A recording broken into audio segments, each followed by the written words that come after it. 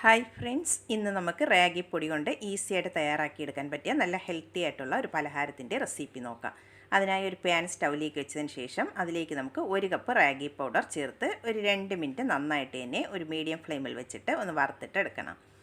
ഇതിവിടെ നന്നായിട്ട് തന്നെ ഒന്ന് വറുത്തെടുത്തിട്ടുണ്ട്. ഇനി നമുക്കിതിലേക്ക് തേങ്ങ ചിരകിയത് ചേർത്ത് കൊടുക്കാം. 1/2 കപ്പ് തേങ്ങയും കൂടെ ചേർത്തതിന് ശേഷം അതും കൂടെ ഒരു 2 മിനിറ്റ് നമുക്കൊന്ന് വറുത്തിട്ടെടുക്കാം. തേങ്ങയും റാഗി പൗഡറൊക്കെ നന്നായിട്ട് തന്നെ വറുത്തെടുത്തിട്ടുണ്ട്. ഇനി നമുക്കിത് വേറൊരു പ്ലേറ്റിലേക്ക് ഒന്ന് തണുക്കാനായിട്ട് മാറ്റി കൊടുക്കാം. ഇനി അതേ പാൻ തന്നെയാണ് സ്റ്റൗവിലേക്ക് വെച്ച് കൊടുത്തിട്ടുള്ളത്. ഇനി അതിലേക്ക് മധുരത്തിന് ആവശ്യമായിട്ടുള്ള ശർക്കര ചേർത്ത് കൊടുക്കാം. ഞാനിവിടെ 1/2 കപ്പ് പൊടിച്ച ശർക്കരയാണ് എടുത്തിട്ടുള്ളത്. അതിലേക്ക് ഇനി 1 കപ്പ് വെള്ളവും കൂടെ ഒഴിച്ച് നന്നായിട്ട് തന്നെ ശർക്കര ഒന്ന് മെൽറ്റ് ചെയ്തിട്ട് എടുക്കണം.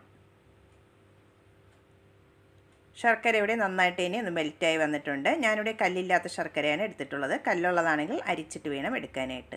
ഇനി അതിലേക്ക് നമുക്ക് നല്ലൊരു ഫ്ലേവറിന് വേണ്ടി 1/2 ടീസ്പൂൺ ഏലക്കാപ്പൊടിയും കുറച്ച് ഉപ്പും കൂടെ ചേർത്ത് കൊടുക്കുന്നുണ്ട്. എന്നിട്ട് നന്നായിട്ട് തന്നെ വീണ്ടും ഒന്ന് മിക്സ് ചെയ്ത് കൊടുക്കാം. ഇതിവിടെ നന്നായിട്ട് മിക്സ് ചെയ്തെടുത്തിട്ടുണ്ട്. ഇനി നമുക്കതിലേക്ക് ചേർത്ത് കൊടുക്കേണ്ടത് നേരത്തെ റെഡിയാക്കി വെച്ചിട്ടുള്ള റാഗിയുടെയും തേങ്ങയുടെയും മിക്സാണ്. കുറച്ച് വീതം ചേർത്ത് നന്നായിട്ട് തന്നെ ഒന്ന് മിക്സ് ചെയ്തിട്ട് എടുക്കാം. ഫ്ലെയിം നന്നായിട്ട് ഇനി കുറച്ച് വെച്ചിട്ട് വേണം റാഗി മിക്സ് ചേർത്ത് കൊടുക്കാനായിട്ട്. പാനിൽ നിന്നെല്ലാം ഒന്ന് വിട്ട് വരുന്ന പാകമാകണം. അതുവരെ നന്നായിട്ട് തന്നെ ലോ ഫ്ലെയിമിൽ വെച്ചിട്ട് ഒന്ന് മിക്സ് ചെയ്തിട്ട് എടുക്കാം. ഇതിപ്പോൾ പാനിൽ നിന്നെല്ലാം ഒന്ന് വിട്ട് വരുന്ന പാകമായിട്ടുണ്ട്. ഇത്രയും മതിയാകും. ഇനി നമുക്ക് വേറൊരു പ്ലേറ്റിലേക്ക് ഒന്ന് തണുക്കാനായിട്ട് മാറ്റി കൊടുക്കാം.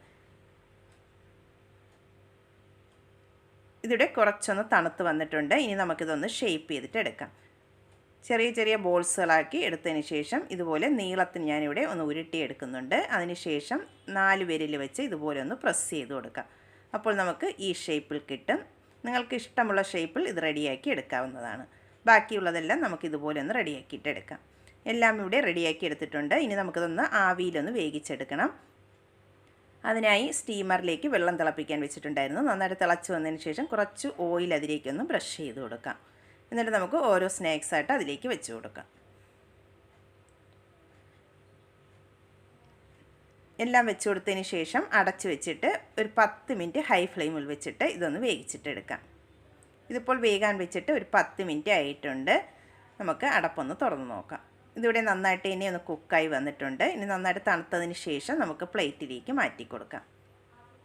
ഇതിപ്പോൾ നന്നായിട്ട് തണുത്തതിന് ശേഷം പ്ലേറ്റിലേക്ക് മാറ്റിയെടുത്തിട്ടുണ്ട്. നല്ല ടേസ്റ്റിയും ഹെൽത്തിയുമായിട്ടുള്ള പലഹാരമാണ്. വളരെ ഈസി ആയിട്ട് തന്നെ നമുക്ക് തയ്യാറാക്കി എടുക്കാനും പറ്റും.